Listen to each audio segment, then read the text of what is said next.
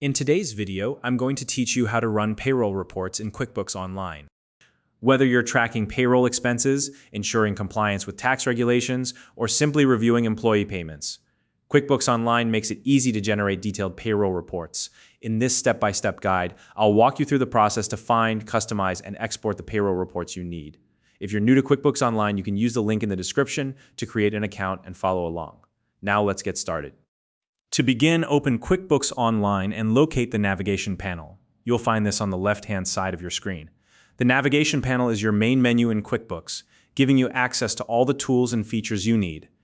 Next, click on the Reports option in the navigation panel. This will take you to the Reports section, where you can view a variety of financial and operational report categories. Once you're in the Reports section, look for the Standard Reports tab. It's one of the main tabs displayed across the top of your screen. Go ahead and select it. Now scroll down to the bottom of the menu. As you scroll, you'll notice that the reports are organized into sections. Keep going until you find the Payroll Reports section. This is where all the reports related to payroll are conveniently grouped together.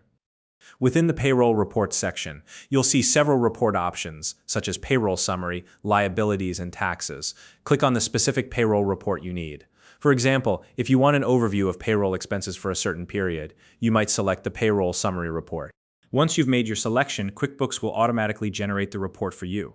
Depending on the amount of data being processed, this may take a few moments, so just wait while the system compiles the information. When the report is ready, take a moment to review it. Check that the data aligns with what you were looking for.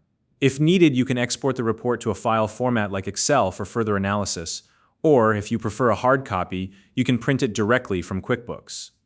And that's it. You've successfully run a payroll report in QuickBooks Online. If you found this video helpful, please like and subscribe.